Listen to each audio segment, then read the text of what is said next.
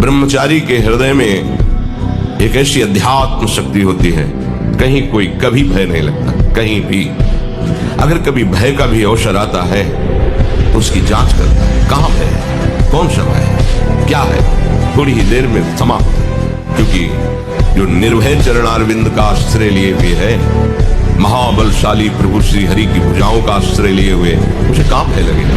बंद रखो अपनी खिड़कियों को, कहीं माया की हवा न घुस जाए। सच्ची सच्ची तुमने बहुत सामर्थ्य, जागो। अगर झुक गए तो रौंद दिए जाओगे। ये जन्म सुधार ले, ये जितने भोग हैं बहुत खूब बहुतायत है अन्य योनियों में। सुअर, कुत्ता, गधा, कौआ, कबूतर, बंदर सब इसी में भोग में रमे हुए हैं। तुम्हारा मनुष्य जीवन इस कर्तव्य के लिए नहीं, तुम्हारा मनुष्य जीवन है सावई पुंसाम परो धर्मो यतो भक्ति अधोक्षजे। अधोक्षक भगवान श्री हरि में अपना चित्त समर्पित हो जाए। ये विषय की शक्ति महान है। ये ज्ञानी भक्त और विद्वान सभी के हृदय में क्षोभ पैदा कर देती है। सावधान रहो, विषय का सानिध्य ही बर्दाश्त मत करो। विषयों का सानिध्य ही बर्दाश्त मत करो, कभी भी भ्रष्ट हो सकते हो। विषय चिंतन मत स्वीकार करो। जो इंद्रियारामी है, विषयी है, ऐसों का संग त्याग कर दो, अनासक्त करो। मैं सिद्धांत की बात कहता हूँ, तो विषय से कभी हारना नहीं, हर वक्त विषय पर विजय पाने के लिए उत्साहित रहो। गिर भी जाओ तो भी खड़े होकर के वीर बनो, उसे जीतो।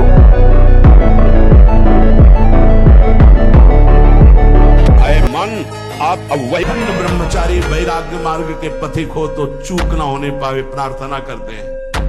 इंद्रियों को शिथिल ना होने देना, मन को शिथिल मत होने देना, नहीं तो ऐसा बंधन ये बांध देते हैं कि बड़े बड़ों को सर झुकाकर चलना पड़ता है, रौंद देती है माया।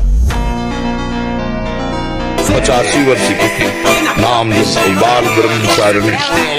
एक दृष्टि होती भागवती दृष्टि से देखा तो चंडिका की समान थी देवी भगवती।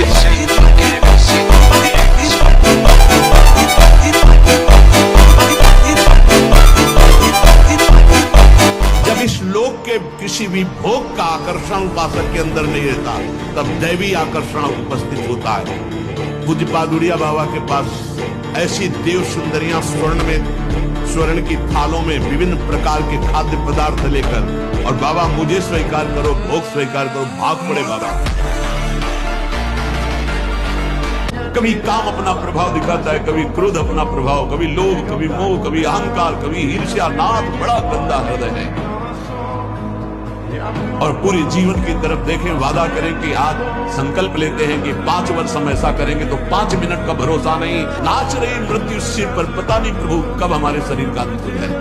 इसलिए नाथ मैं आज प्रार्थना करता हूं कि मेरे पास आपको प्रसन्न करने के लिए कुछ नहीं, आपकी दी हुई भोग सामग्री और ये शरीर रोगों का घर, मन विकारों के द्वारा अपवित्र, और प्रभु पूरा जीवन मृत्यु के हवाले। किस समय मेरी मृत्यु हो जाए मुझे भरोसा नहीं, पता नहीं। आपको सच्ची कहता हूं, आप ऐसे निराश मत होना कि इतने दिन हो गए अब भी काम आता है। एक दिन वो समय आएगा कि तुम ऐसे छाती ठोक के कहोगे कि किसी की ताकत नहीं कि हिला दे। सच्ची मानना, सच्ची मानो। जैसे पवन को तुम्हें कहा जाए, हाथ जोड़ के पैर छू के कहा जाए कि खा लो, तो आप नहीं खाओगे। ऐसे ही जैसे विष्ठा को आप नहीं खाओगे, ऐसे ही ब्रह्मादि के भोग सब मलवत, पवनवत, विष्ठावत उसके लिए हो जाते हैं जो भगवत प्रेम में मत वाला हो जाता है, जो श्री कृष्ण चरणों का के लिए अमृत पद है। चाहे गृहस्थी में हो, चाहे व्यापारी हो, चाहे किसान हो, चाहे और विरक्त मार्ग का तो यही मुख्य ऐसा आधार है जिसके ऊपर वो विविध प्रकार की दैवी संपदा का अनुभव करता है।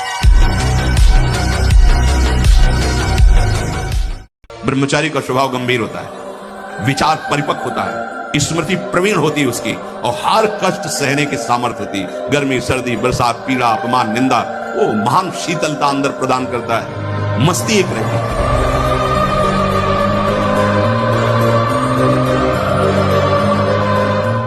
कभी भी व्यभिचारी की एक जैसी दिनचर्या बहुत काल तक नहीं हो सकती। 2-4 दिन प्रयास करेगा, गिर जाएगा। ब्रह्मचर्य कभी भी दिनचर्या में फर्क नहीं पड़ेगा, चाहे जैसी स्थिति हो, चाहे शरीर नहीं उठ पा रहा तो उसका चिंतन भागवती खुल जाए।